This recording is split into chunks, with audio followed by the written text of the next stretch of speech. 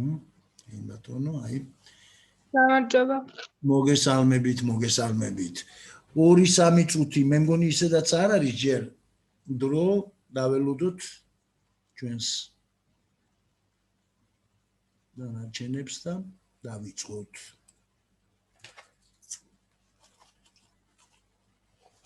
გამარჯობა. მოგესალმებით. ის არის ჩვენი, ასე ვთქვათ, გადატანილი ლექცია და შესაბამისად, იმედი მაქვს, რომ როდესაც გვექნება თავის დროზე, საკმაოდ ბევრი იქნება მსმენელი. მოდით ჩვენ რაღაც გარკვეულ საკითხებზე უკვე ვისაუბრეთ, უფრო მეტად ალბათ ტექნიკურ დეტალებზე იყო საუბარი წინა შეხვედრაზე, იმიტომ რომ რაღაცა გარკვეული პრინციპები, რომელიც ვთქვათ, მიმაჩნია, რაც ეხება უკვე კონტენტს, ასე ვთქვათ, შინაარსობრივ ნაწილს, ახლა ამის შესახებ ბუნებრივია მე ვერ მექნებოდა ამ პირველ გაცნობით შეხვედრაზე, ასე ვთქვათ, საუბარი და ამიტომ მოდით ასე მიუხედავად იმისა, რომ მე აგიტვირთეთ, ასე ვთქვათ,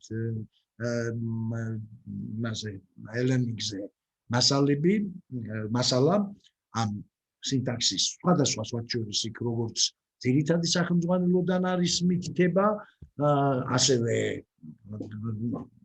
დამხმარე რაღაც გარკვეული მასალაც არის ატვირთული და შესაბამისად თქვენ გექნებათ საშუალება გარდა იმისა, რომ აი ახლა რასაც მოვისმენთ და რასდაც სხვა შორის მე ყოველთვის მინდა ხოლმე რომ ლექცია, მე მგონი ამაზე ვისაუბრეთ ჩვენ, ხომ, რომ ლექციაზეც კი არ იყოს ეს მხოლოდ მონოლოგი და თქვენ სტუდენტები საკმაოდ აქტიურად მინდა იყოთ ჩართულები ამ ჩვენს განსაკუთრებით ისეთ საკითხების, ასე ვთქვათ, ისეთ საკითხების განხილვაში, რომლებიც არ არის მაგალითად მარტივად რო ვთქვათ, ციგნში სიტყვაზე ისე წარმოდგენილი, როგორც დაუშვათ, ვთქვათ, მე მოგაწვდით ხოლმე, რა თქმა უნდა, ეს ყველაფერს არ ეხება, მაგრამ არის საკითხები, მე ამაზე უკვე გაგაფრთხილეთ, რომ არა თუ მე უბრალო მოკვდავი, არამედ ჩვენი აი მართლაც ფუძემდებლები ქართული გრამატიკისა, ხომ, აი ესეთი კორიფეები, როგორებიც იყვნენ აკაკი შანიძე, ბატონი ლეო კვაჭაძე, არნოლდ ჩიქობავა, ერთმანეთთან მაინც და მაინც ახლა აი ამ საკითხებთან საკითხების შეთანხმების თვალსაზრისით, ხომ, საკმაოდ ერთმანეთისგან ძალიან რადიკალურადაც კი ხშირ შემთხვევაში თვალსაზრისებს ავიდარებთ. და ყველა საინტერესო ის არის, რომ ეს რა თქმა უნდა მორფოლოგიაშიც აი ვინც და ვიცი რომ ახლა ყველას აგაქვთ ხომ გავლილი რასაკვირველია მორფოლოგიის კურსი, იქაც იყო რამდენიმე საკითხი,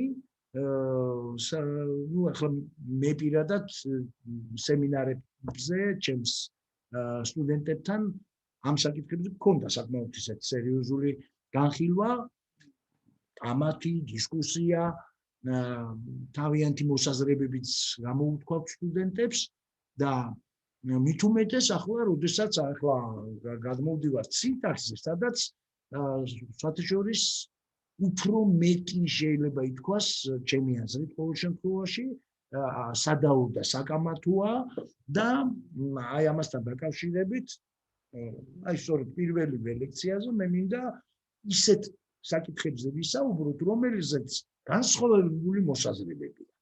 ახლა სანამ ამას დავიწყებდეთ, ახლა უშუალოდ გადავიდოდეთ თვითონ აი ამ სილაბუსში მოცემულ საკითხებზე, მე ამთავითვე მინდა ერთ რამეზე შევთანხმდეთ.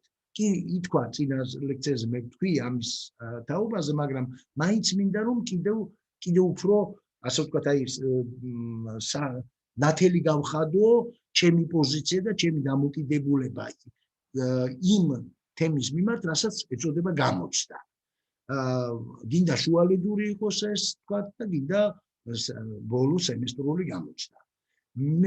იმიტომ რომ ხშირად გაისმის ხოლმე კითხვები, რომ აი ბატონო გახა თქვენ ასე თქვით, იქით თქვა ჩიკობავას ასე უწერია იმ ჩვენს თქვა ძირითად სახელმძღვანელოში შარშანეს შანიძე იყო წელს თქვა ბატონი ლეო კაჭაძის სახელმძღვანელოა სინტაქსი თანამედროვე ქართული ენის სინტაქსი აქ ცოტა სხვანაირად წერია ჩვენ რომ აი გამოჩნდაზე რა დავწეროთ გამიგეთ რთული კითხვაა იმიტომ რომ მე პირადად თუ რომელიმე თვალსაზრის მართლაც ნათლად გასაგებად და ასე ვთქვათ სრულად წარმოადგენთ ეს უკვე ჩემი პირადი დამოკიდებულება და პოზიცია არის არავითარ შემთხვევაში თუნდაც არ ეთანხმებოდეს ვთქვათ ჩემ მიერ გამოხატულ პოზიციას არავითარ შემთხვევაში ქულას არ დავაკლებ მაგრამ ესეც მინდა გაითვალისწინოთ ჩვენ ლექტორები მოგეხსენებათ ადამიანები ვართ არა ვართ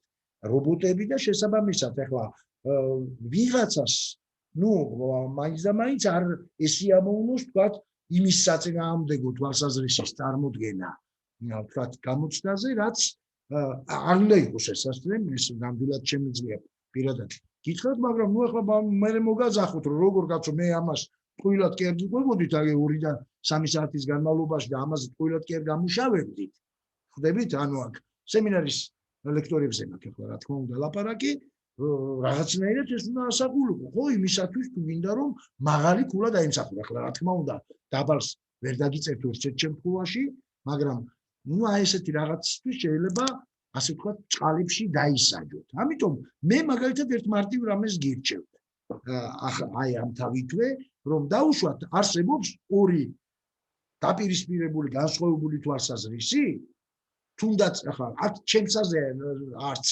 არც იფიქროთ რომ მე ვთქვათ ჩემი კონკრეტული მოსაზრება ვთქვათ მოგახვილოთ რომელიმეს თავზე არავითარ შემთხვევაში აქ ლაპარაკია რომ აი მაგალითად შანიძეს და ჩიკობავას აქვს განსხვავებული ან ვთქვათ კვაჭაძის და ჩიკობავას აქვს განსხვავებული თვალსაზრისი და აი ახლა პირველივე საკითხი რაზედაც ერთ-ერთი პირველი საკითხი მაგალითად აი უკვე ამაზე გვიქნება ჩვენ საუბარი ამ პირველ ლექციაში რომ განსხვავებულად უყურებენ მაგალითად სინტაქსის შესწავლის საგანს აი ამას დაუბრუნდებით აგერ 2 წუთში მაგრამ აი თუ ასეთი შემთხვევა არის ხო აღნიშნეთ რა რომ არის ეს თვალსაზრისი არსებობს ეს თვალსაზრისი და იმაზე უკვე თუ თქვენ რომელს ემხრობით და მე ეს ძალიან მაინტერესებს ყოველთვის იცით მაინტერესებს იმიტომ კი არა რომ ახლა განსაჯო რომელიმე სტუდენტი არა აქედან მე ვიგებ რომ თქვენ ორივე გაიაზრეთ ორივეს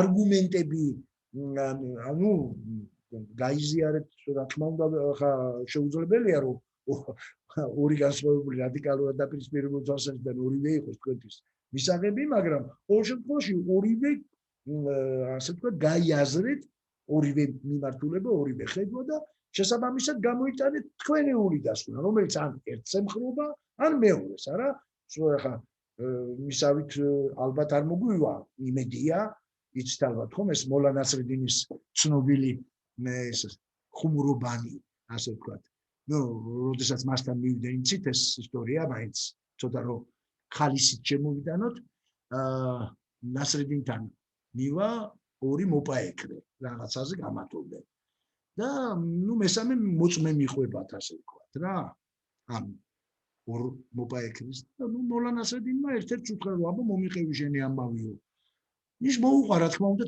თავისი ინტერპრეტაციით ამ კონფლიქტურ სიტუაციას ამან პასუხა აბსოლუტურად მართალი ხარ ახლა მეორე აღშფოთდება როგორ გაქვს ჩემთვის არ მოგისმენია და რა რეებს ეუბნება აბა შენ მოყევიო ამანაც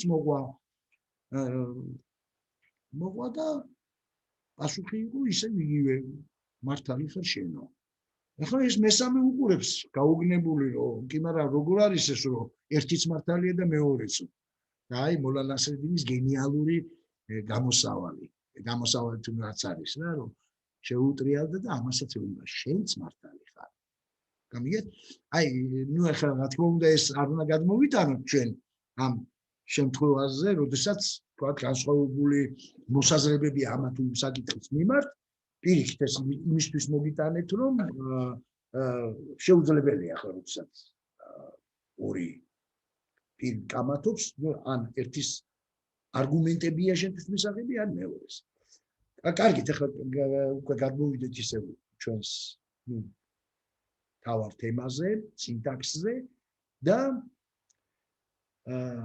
დავიწყოთ იმით, რომ სინტაქსიც და მორფოლოგიაც, რომელიც უკვე გავიარეთ, ჩვენ არის გრამატიკის დარგი.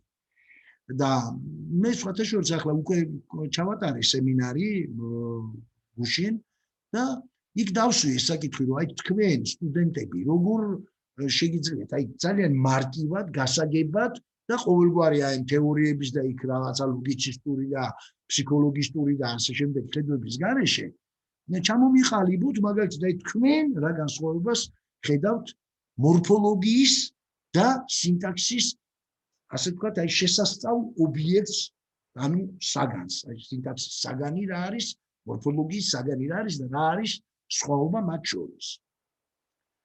აი ესეთი კითხვა დავსვი. ნუ იქ რა თქმა უნდა იყო სწორი პასუხებიც, იყო რაღაც გარკვეული ცოტა განსხვავებული თქვა თვალსაზრისებიც, აი აგერ არის მე მგონი მარიამ, გახსოვთ თქვენ გუშინდელი პასუხი, ანუ აი რა არის მორფოლოგიის შესწავლის ზღვარი და სად გადის, ასე ვთქვათ, აი ეს წითელი ხაზი, რომლის იქითაც არის უკვე სინტაქსი. შეგიძლიათ აი აქ გარემ ლექციაზე სხვებსაც უთხრათ. მე მეკითხებით ბატონო კახა. მარიამ გიორგაძე იყო, თუ მარიამიც ლასარიშვილიც იყო, არ მახსოვს. ყოველ შემთხვევაში ორივე საუბრობდით დიახ ამ თემაზე. დიახ, აბა პირველ რიგში უნდა აღინიშნოს როგორ? დიახ, უნდა აღინიშნოს ის ფაქტი. არის მის ჩემი ხმა ბატონო კახა? ისმის მე მგონი, ნუ ყოველ შემთხვევაში დიახ. ისმენთ, აბა. დიახ. მორფოლოგიის შესწავლის საგანი არის სიტყვა და იგი სიტყვის ფარგლებს არ სცილდება. ხოლო სინტაქსი კი უმეტეს შემთხვევაში, ანუ მინიმუმ 2 სიტყვის შესწავლას გულისხმობს, სიტყვათა წყვილის, ანუ შესიტყვების შესწავლას გულისხმობს და ამდენად ერთი სიტყვის ფარგლებს იგი აუცილებლად სცილდება. კი ბატონო. დიდი მადლობა. აი მე მაინც მინდა მიუხედავად იმისა, რომ ესეც არ არის, აი ხლა, იმიტომ კი არა, რომ მარიამს ვერჩით, უბრალოდ ესეც არ არის სრულყოფილი და ახლა ვეგეთქვით რატომ და რატომ არის ყოველთვის საერთოდ ერთი რამე ახლა არა მარტო სინტაქსთან დაკავშირებით, არამედ ნებისმიერი, აი თქვა თეორიის ფარგლებში თქვენ იცით, რომ რაღაცა კანონზომიერება როცა არსებობს, ნუ ყოველთვის ალბათ არა, მაგრამ ნუ უმრავლეს შემთხვევაში არსებობს გამონაკლისებიც. ერთ სიტყვიანი წინადადება ვიღაც. დიახ, აი ზუსტად ამაზე მინდოდა ახლა გამემახვილებილა ყურადღება, რომ ხშირად აი სწორედ ეს აქვს, რომ აი ნახე არ გამოდის ახლა მთლად ეგრე. მორფოლოგიაში, რა თქმა უნდა, განიხილება სიტყვა, მაგრამ სიტყვის გარეთ არ უნდა გახვიდე. ხო? და სინტაქსი ამ მოდით ასე აი უფრო გავამარტივოთ. სიტყვა, სინტაქსი სიტყვიდან გარეთ გადიხარ. თუმცა ეს არ ნიშნავს იმას, რომ აუცილებლად სიტყვათა წყვილთან უნდა გქონდეს საქმე. ახლა რას გულისხმობ? ნახეთ, აი როდესაც ჩვენ ვამბობთ, რომ აი მაგალითად, ახლა ნუ თქვენ იცით, რომ აქ იგულისხმება ისეთი სიტყვა წინადადებები, როგორც არის მაგალითად გათენდა, დაღამდა და ასე შემდეგ, ნუ ბევრია, რა თქმა უნდა, მაგრამ ნუ ახლა აი ერთ-ერთი წვიმაკი გათენდა. ნუ ცეცხლის მზეან თუ აცულდა, ხო? აი ეს გათენდა, რა თქმა უნდა, არის წინადადება. მაგრამ ერთ რამეზე უნდა შევთანხმდეთ, რომ საერთოდ ნებისმიერი საგანი ჩვენ შეგვიძლია სხვადასხვა კუთხიდან, სხვადასხვა მიმართებების, სხვადასხვა თვალსაზრისით განვიხილოთ. მაგალითად, აი ძალიან მარტივი მაგალითი რომ მოვიყვანოთ, ხომ? აი ვამბობთ, აი ხა სიტყვაზე, აი რა ვიღო ახლა აგერ აქ მაგიდასთან ვზივარ, ახ მარტივია და აი ვლაპარაკობთ მაგიდაზე და რა არის მაგიდა, აი დამიხასიათე მაგიდა და სიტყვაზე ფიზიკოს ვეკიდა, აი ფიზიკური დახასიათება მჭირდება მაგიდისა, ხო? ახლა ფიზიკოსი ამას დამიხასიათებს აბსოლუტურად სხვანაირად, განსხვავებით მაგალითად ქიმიკოსისგან. არა? იმიტომ რომ ქიმიკოსს თუ უკითხე, აბა ეს მაგიდა დამიხასიათე, ის აუცილებლად მაგიდას დამიხასიათებს იმ შემადგენელი ელემენტების, ხო, ქიმიური ელემენტების მიხედვით, რისგანაც ვთქვათ, არის შედგენილი ეს, ну, რაღაცა მასალა, ანუ ხე არის, ну, ახლა ალბათ სავარაუდოდ ეს თლად ხე არ არის, არა, ეს რაღაც დაპრესილი ისოა, რა ქვია მაგას, ეგ არის და შესაბამისად ამაზე გააკეთებს აქცენტს და ამ თვალსაზრისით განიხილავს. ანუ ხვდებით ხომ ესე იგი ის ერთი სიტყვაც კი გათენდა, რომელიც ახლა აი ერთგვარი გამონაკლისია, ну, მთლიანობაში მაინც არ არის გამონაკლისი, იმიტომ რომ სინტაქსური თვალსაზრისით ამ გათენდას ჩვენ სხვა პარადიგმაში განვიხილავთ. გესმით? სხვა რაღაცებს, აბსოლუტურად სხვა ну, აი მას შევადაროთ, ну, დისკურსივი, სხვა დისკურსში განიხილება ეს საკითხი და არა დაუშვათ, ასე ვთქვათ, იმაში, აი იმ კონტექსტში, რაზედაც ჩვენ ახლა საუბრობთ, ასე ვთქვათ, ამ კონკრეტულ ну, აი რაზედაც საუბრობთ მაგალითად მორფოლოგიის შემთხვევაში, არა? ახლა ანუ მორფოლოგიაში ჩვენ გვაინტერესებს, უკვე ვთქვით, სიტყვის შიგნით სიტყვის შემადგენლობა და იმ კატეგორიების მიხედვით ისევ და ისევ ვთქვათ პარადიგმატული მიმართებების განხილვა, რაც ახლა მე მგონი არ უნდა დამჭირდეს არა თქვენთან სინტაგმატიკისა და პარადიგმატიკის განმარტება. ხომ სინტაგმატიკა რა არის? აი ხაზოვანი, ვთქვათ, კაც ი, აგერ აი ეს რა მორფემებისგან, რისგან შედგება მორფოლოგიური თვალსაზრისით. თუმცა იგივე კაცი სხვათა შორის, ხომ, ჩვენ შეგვიძლია ასევე განვიხილოთ ფონეტიკური თვალსაზრისითაც, არა? და მაშინ იქ კაც ი ასეთ დაყოფას კი არ გავაკეთებთ, გავაკეთებთ ასე კ, ა, ც, ი და თითოეული მათგანს ჩვენ დავახასიათებთ სწორედ ფონეტიკური ნიშნის მიხედვით, არა? აი, მე მინდა აი ამ პრინციპებზე ჩვენ იყოთ უკვე აი ამ თავითო პირველივე ლექციიდან ჩამოყალიბებული, რომ შემდეგ სწორედ ამ პრინციპებზე დაფუძნებით ლოგიკურად, ну, იცით რა არის ეს, ოღონდ ნუ ვიფიქრებთ, რომ ეს არისტოტელეს ლოგიკა არის. აქ ჩვენ ვცდილობთ, ყოველ შემთხვევაში ჩემი ცდილობა არის ის, რომ თქვენ გამგივითაროთ, აგიმაღლოთ, ახლა განვითარება შეიძლება ცოტა ცუდად მოხდეთ კურსში, მაგრამ ყოველ შემთხვევაში აგიმაღლოთ გრამატიკული, ასე ვთქვათ, აზროვნების კომპეტენციები.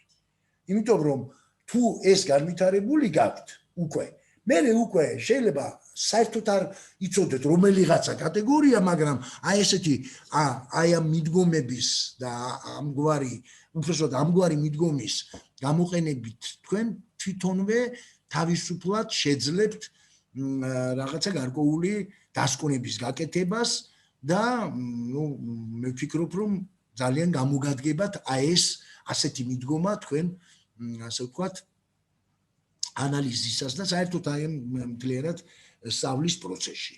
ახლა ჩვენ ძალიან რომ არ გაგვექცეს სიტყვა, ისევ დაუბრუნდეთ სინტაქსს, ну ახლა ძალიან მარტივი პირველი ვთქვით ჩვენ რომ აი რა არის თითქოს სინტაქსი, რა არის და რითი განსხვავდება ის მორფოლოგიის ასე ვთქვათ საგნისგან, შესწავლის ობიექტისგან, მაგრამ მაინც ახლა უფრო უნდა განმოვცოთ, არა, რასაკვირველია, რომ ნუ გავიგეთ, რომ სიტყვის გარეთ გავდივართ, მაგრამ სად გავდივართ, ეს ხომ უნდა ვთქვათ, არა და დავასახელოთ და აი სწორედ ამაზე ვიმსჯელოთ.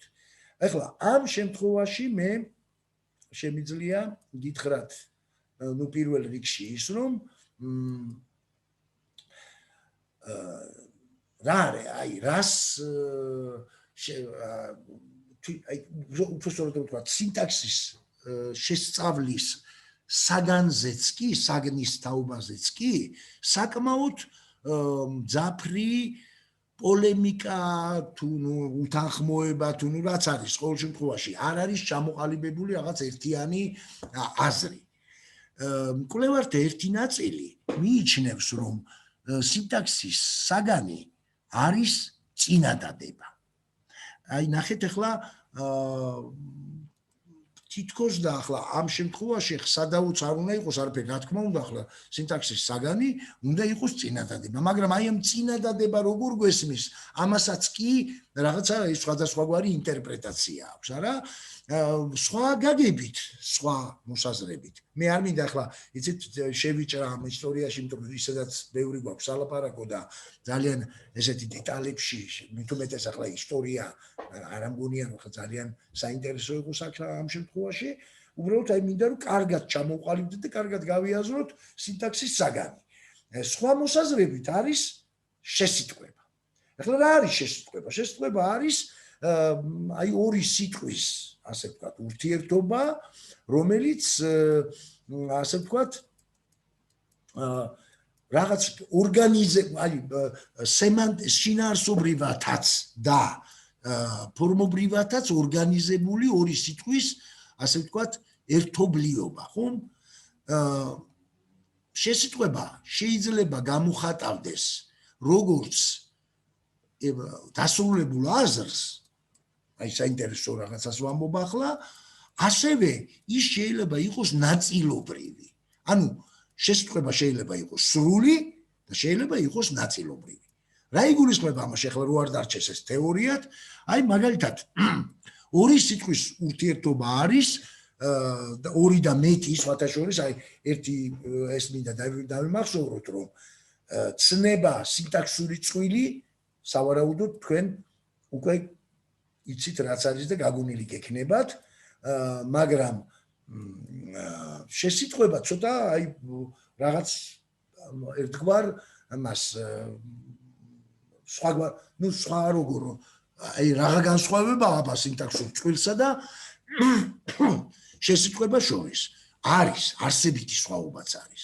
არა ყოველთვის ზოგჯერ ემთხვევა, მაგალითად მაღალი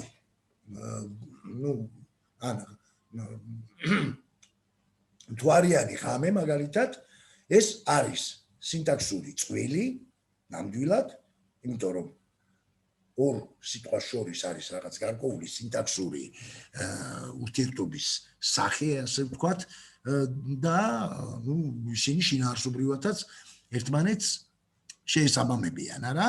ამას ბერი კიდევ გვექნება ჩვენ დაუბრუნდებით ამ საკითხს, შინაარსობრივი შესაბამისობის საკითხს და მეორე მხრივ მაგალითად მზე ამოვიდა. მთვარიანი ღამე არ არის დასრულებული მსჯელობა. ამიგეთ?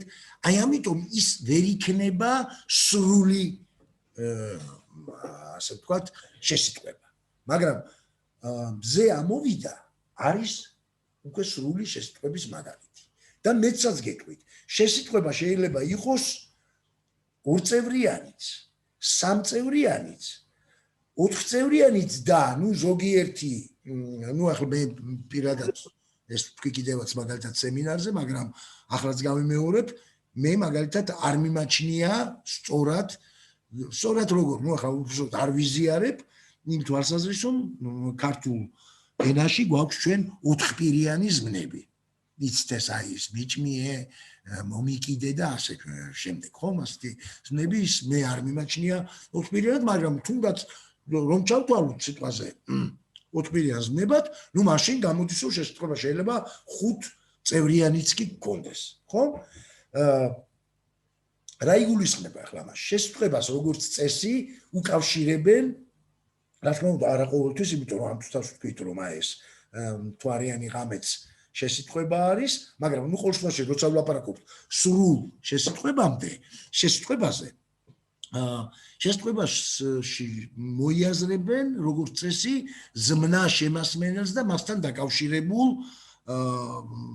ეგრეთ წოდებულ აქტანტებს. თქვენ არ ვიცი ახლა მორფოლოგიაში შეიძლება გსმენიათ ეს ტერმინი, შეიძლება არ გსმენიათ. ახლა პირებისგან განსხვავებით მე შეგნებულად არ ვიხმარე პირი, იმიტომ რომ პირი მაინც კონკრეტულად მორფოლოგიური კატეგორია არის, ხომ? იმიტომ რომ მას აქვს თავისი ასახვაში რაც გულისხმობ, რომ თავისი პირის ნიშანი ზმნაში და შესაბამისად უფრო მორფოლოგიის სფეროში არის განსახილველი, ვიდრე ისეთი აი ძალიან შესაფერისი სინტაქსისთვის ცნება, როგორიც არის აქტანტა.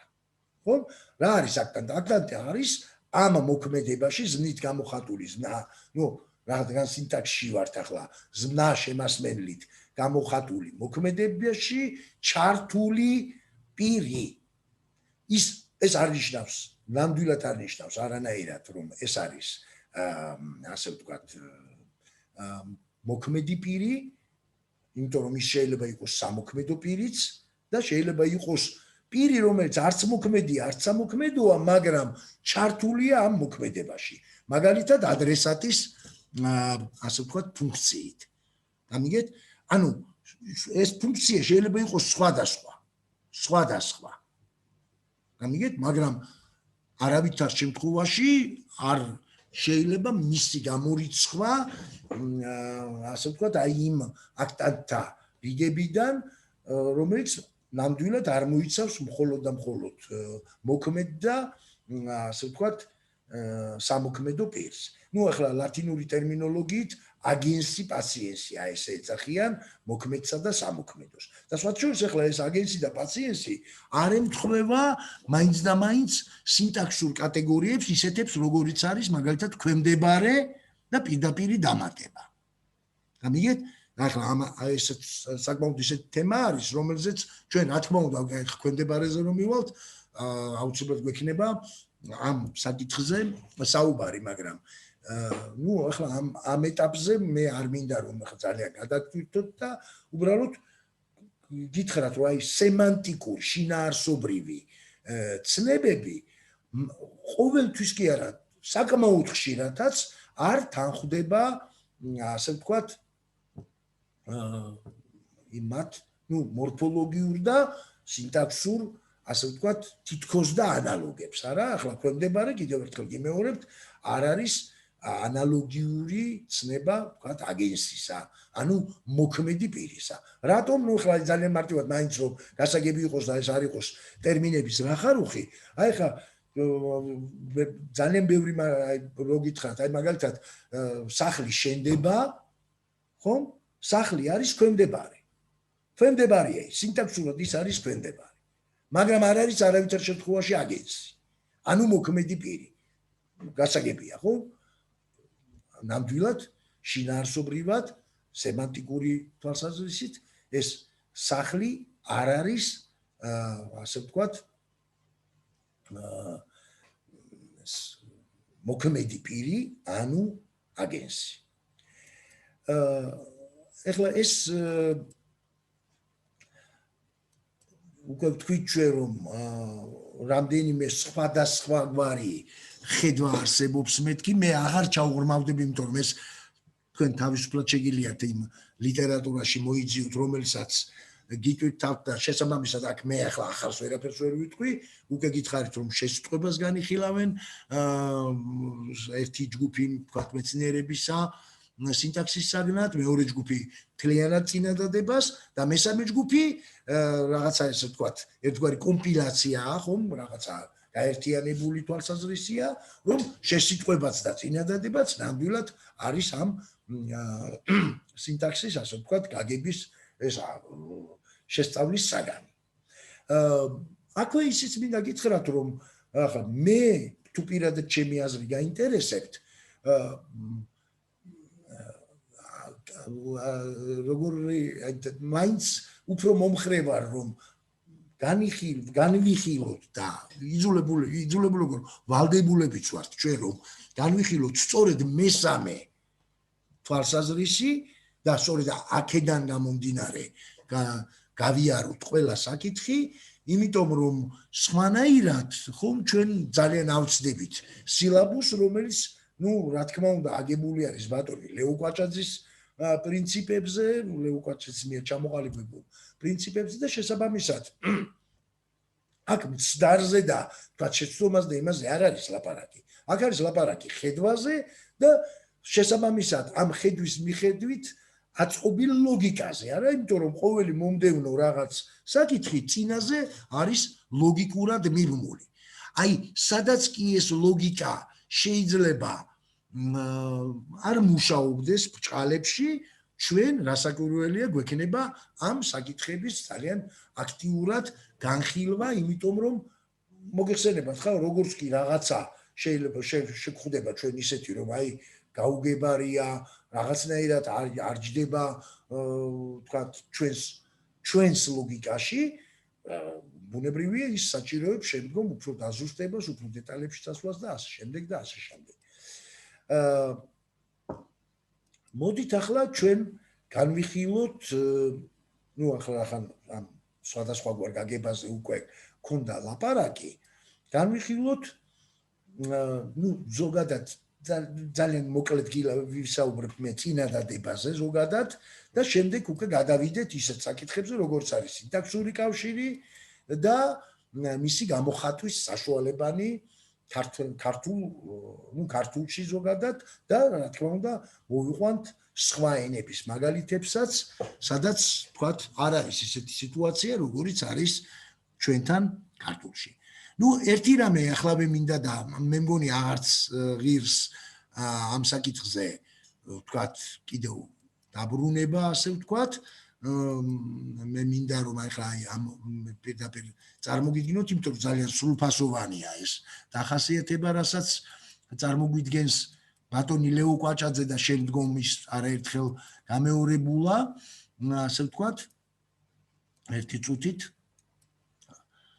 ესე იგი სინტაქსი მიზანია ნახეთ უბრალოდ დავიწყოთ აქედან სინტაქსის ამოცანა გაანალიზოს ის ურთიერთობანი რომლებიც არსებობს შესიტყვების წევრებს შორის ნახეთ ის თვალსაზრისი რომ სინტაქსი წინადადებას შეისწავლის არ გამორიცხავს სხვათა შორის მისი ამგვარი ამ წინადადების შესწავლის ამგვარი ინტერპრეტაციის შესაძლებლობას.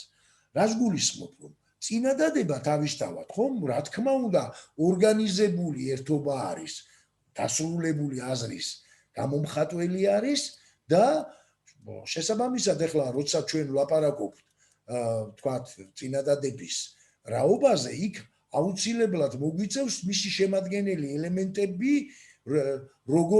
როგორ და რანაირად უკავშირდებიან ერთმანეთს, არა?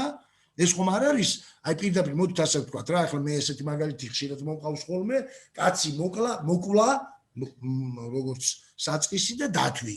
ეს არ არის წინადადება. მიუხედავად იმისა, რომ სხვათა შორის საკმაოდ ხშირად ხდება ხოლმე ეს ასე რომ აი უბრალოდ ასე ლექსიკური ერთეულების დასახელებისას ჩვენ შეგვიძლია რომ აზრი გამოვიტანოთ, არა? ეხლა კაცი მოკლა დათვი, ნუ ნამდვილად წარმოგვიდგება ახლა ის სურათი, რომ აი კაცი მიდის თოფით და კლავს დათვს. მაგრამ ნახეთ ახლა რა ხდება, სრულიად შესაძლებელია რომ ამ ამბის მთქმელს სრულიად სხვა რაღაცის, ანუ ამბის გამოხატვის და გადმოცემის მიზანი ჰქონოდა. ხო? პირიქით. მას უნდა იმის თქმა, რომ აგერ მონადირეში მიდის და თავს დაესხა დათვი და მოკლა. ხომ შეიძლება? თავისუფლად. მაგრამ აი ამ მოცემული ლექსიკური სიტყვების აი ესე წარმოდგენამ ყოველგვარი ორგანიზებულობის გარეშე რასაკვირველია არ შეუძლია მსმენელს გამოატანინოს რამე აზრი ან ასეთი ან ისეთი. ანუ ეს მოცემულობა რაც მე ახლა გითხარით ნამდვილად არ წარმოადგენს ასე ვთქვათ წინადადებას.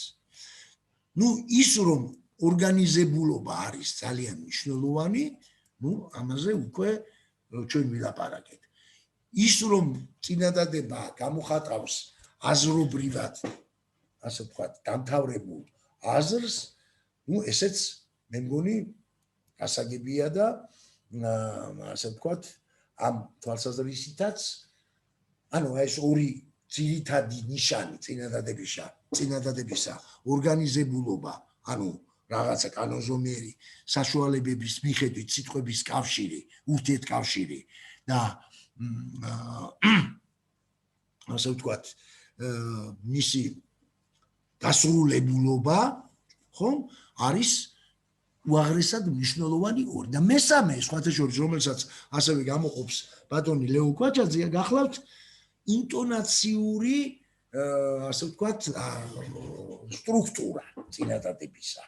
ანუ ნებისმიერ წინადადებას, როდესაც ჩვენ ვასრულებთ, ხომ, აუცილებლად მას მოსდევს პაუზა. ხომ? ნუ აუცილებლად ახლა რა თქმა უნდა ნორმალური მეტყველების დროს, თორე ახლა მე მომისმენია მაგალითად იცით ალბათ თქვენც შეგვხვედრიათ ესეთი ადამიანები, ესე იმისა ტყვიასავით რო ისვიან სიტყვებს, ნუ რასაკვირველია მე ასეთ საუბარს და ასეთ რაღაცას ამ შემთხვევაში არ გულისხმობ. შესაბამისად, ნუ ახლა ეს წინადადების რაუბაზე, ნუ ახლა ზოგადი წარმოდგენა მე მგონი რაღაცა შევქმენით და ახლა უკვე გადავიდეთ აი კონკრეტულ საკითხებზე, კონკრეტულ სტრუქტურულ საკითხებზე, ფორმობრივ სტრუქტურულ საკითხებზე, რომლებიც ჩემი აზრით ძალიან საინტერესო და აუცილებელი არის საერთოდ სინტაქსის სწავლებისას და რომლის გარეშეც ჩვენ რა თქმა უნდა, აი უკვე მომდევნო ეტაპზე ვერ გადავალთ ვერანაირად თუ ამას კარგად არ გავიაზრებთ და კარგად არ ვექნება შესწავლილი და გააზრებული.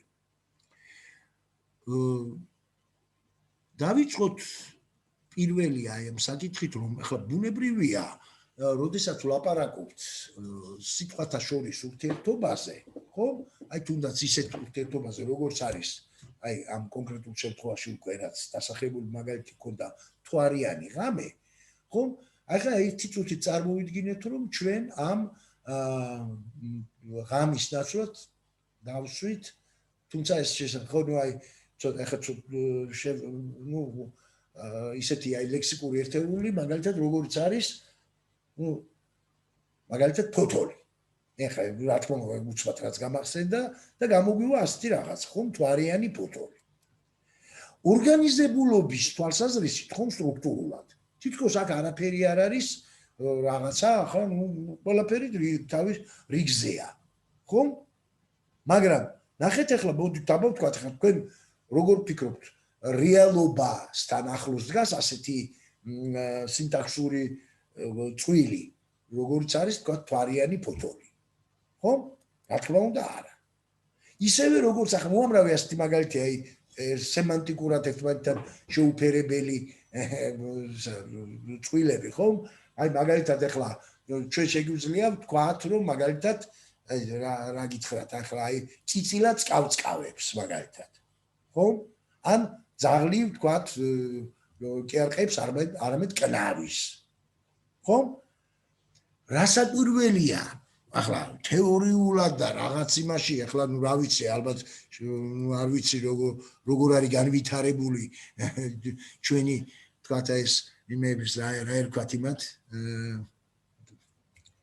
ბოდიში რუსულად კი მახსოვს დრესიროვში კი აი მაგ წვრთნელები თუ რა ნუ როგორც არის ახლა აღარ მახსოვს ხევრი გავიხსენი უცბად სიტყვა მათი თქვათ არის თუ არა ამ დონეზე ეს ხელოვნება ასულილო თქვათ ძაღლს მართლა აკნავლონ ან პირიქით თქვათ წიწილას დააყეფინონ რაც მე მგონი შეუძლებელია ხო მაგრამ ნუ ყოველ შემთხვევაში ფაქტია რომ გარდა ფორმობრივი თქვათ სრული შეთანხმებისა თუ რაღაცა წესების არსებობისა რა თქმა უნდა საჭირო არის აზრობრივი სემანტიკური რაღაცა ურთიერთობის არსებობაც და ყველა ენაში არის სასაკვირველია შეუძლებელი არის რომ ვთქვათ ინგლისურში მაგალითად ხომ ახლა ალბათ უმრავლესობა თქვენგან უმრავლესობამ ნუ ინგლისურის მეტნაკლებად ინგლისური იცის არა აი მაგალითად ახლა იგივე აი ეს მაგალითი რომელიც მე მოგახსენეთ ხო კაცმა მოკლა დათვი ხომ რომელსაც ხშირად ასე ვთქვათ გამოვიყენებთ ხოლმე, ხო? ინგლისურად არის the man killed the bear. არა? და ქართულისგან განსხვავებით აქ სხვა პრინციპია გამოყენებული სიტყვათა ორგანიზებულობისა და შესაბამისად აი იმ სტრუქტურისთვის, რასაც შინაარსობრივი ჩვენთვის აი იმ ინფორმაციის, აი სწორად აღქმის საშუალება რომ შეუძლია მოვცეს. ანუ ახლა რო არ გავართულოთ რაღაც ცოტა რთული გამომივიდა.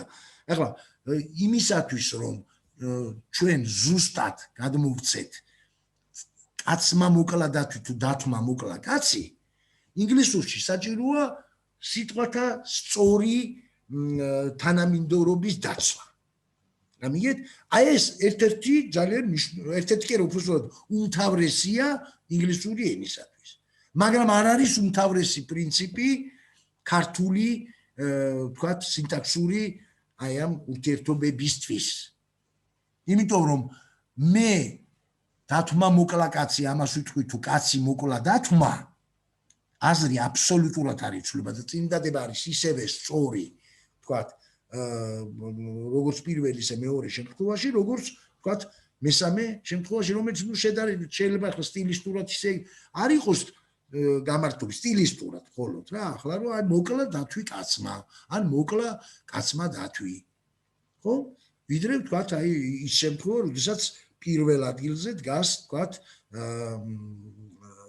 მოქმედების შემსრულებელი ანუ ქვემდებარე ხო მაგრამ ნუ ეს არსებითად არ ცვლის არაფერს და შესაბამისად აი სიტყვათა მინდევრობას ხო ქართულში ახლა მაინც და მაინც სიტყვათა წყობას მაინც და მაინც დიდი მნიშვნელობა ყოველთვის არ ენიჭება იმიტომ რომ ეს ყოველთვის ძალიან მნიშვნელოვანი სიტყვაა რა სამაგეროდ მე შემიძლია ახლა მოგიყვანოთ უამრავი მაგალითი ქართულშივე სადაც თუნდაც ერთი სიტყვის გადაადგილებით ძალიან აი რადიკალურად იცვლება აზრი და შესაბამისად ესე იგი ქართულშიაც ქონია გარკვეული პოზიცია ასე ვთქვათ აი ამ სიტყვათა თანამინდორობას ნუ ქართულში ახლა სადაც რომელიც არის აფიქსებით ძალიან მდიდარი ენა რასაკურველია ძალიან დიდი მნიშვნელობა ენიჭება სწორედ აი აფიქსებით